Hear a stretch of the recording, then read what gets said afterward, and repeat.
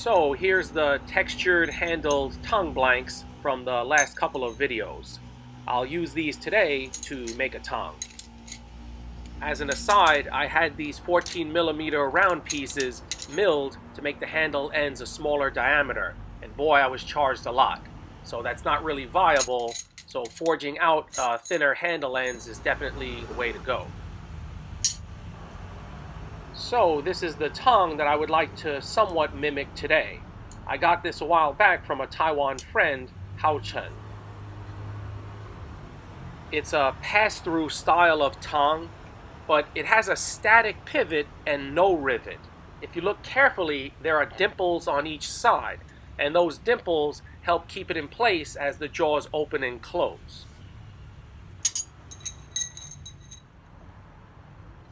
Just quickly, this is my Farrier flat style tongue with rivets, obviously.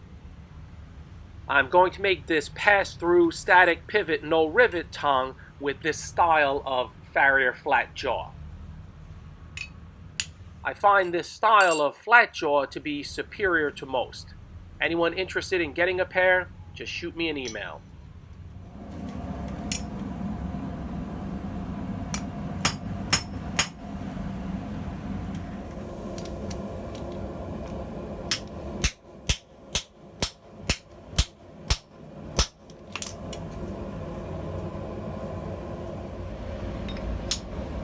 I normally like to upset the jaw end a little bit before this operation, but because the handle ends are already drawn down some, so that makes it a little bit inconvenient. So I'll just go with what I've got.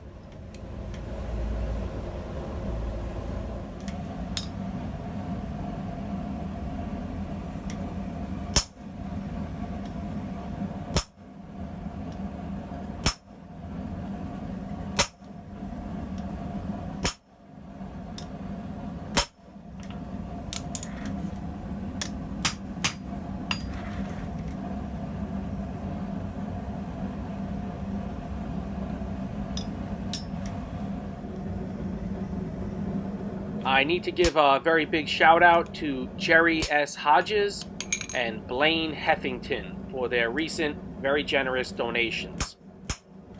'Tis better to give than receive, and so I need to pay it forward. Thanks a lot, fellas.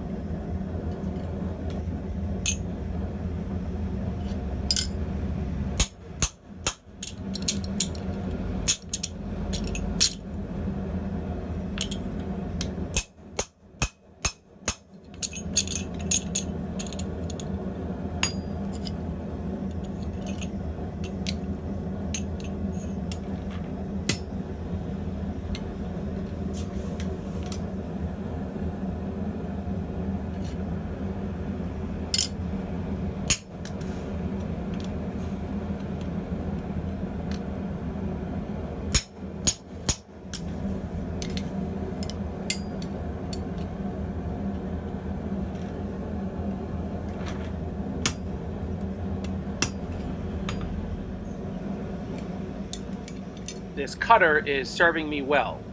Anyone interested in a set of H13 punches like this, just let me know.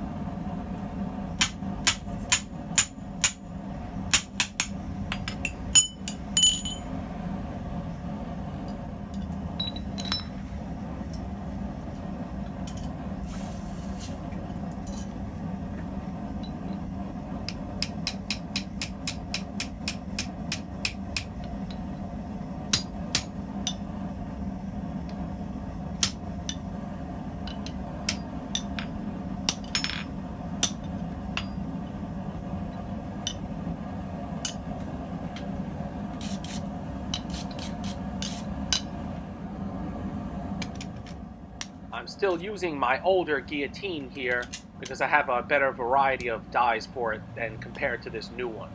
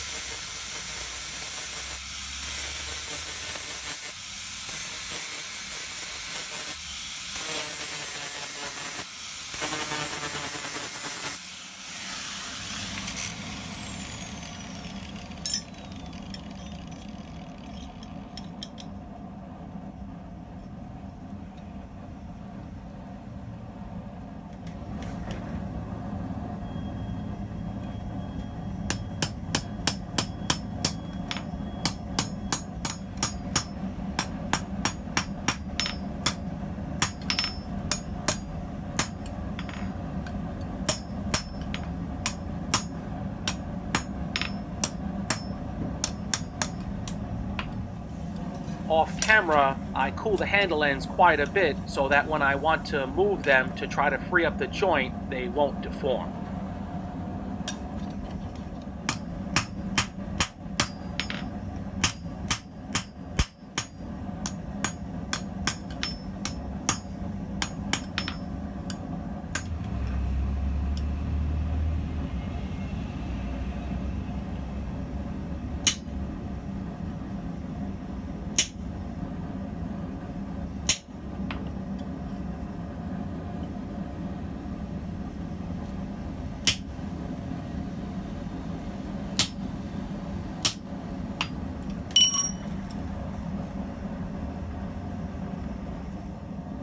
I make sure the business end is rounded so that it doesn't cut.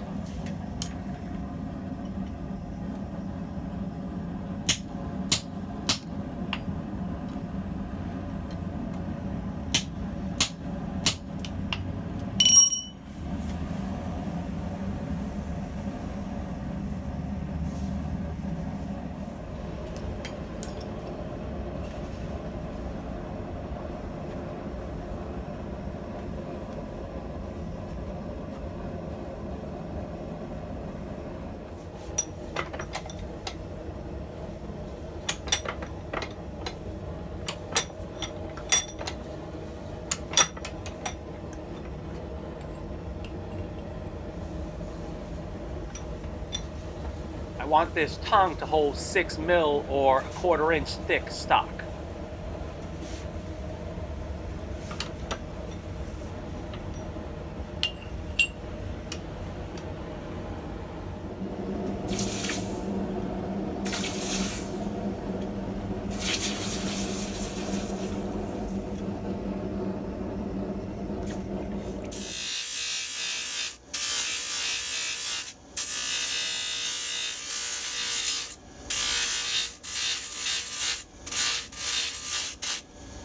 As I'm working it here, I can tell you the handle ends feel really nice on this tong. This tong just has a really pleasant feel to it.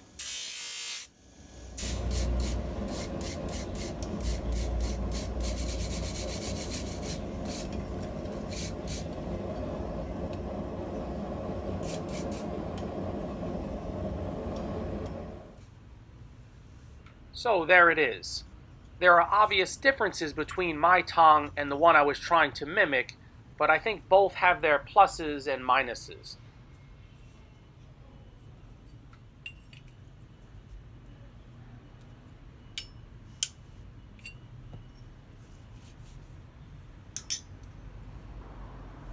One thing is the slot was cut open much more lengthwise on this tong, and that gives it a sort of different dynamic.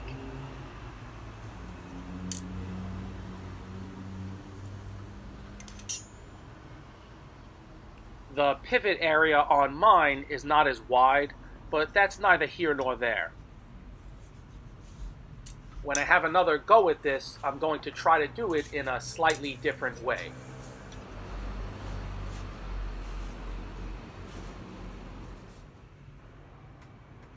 To my eye, the tong I was given was obviously made under a power hammer. I'm really pleased with my first take on this one. I hope you guys have enjoyed, and I'll catch you next time.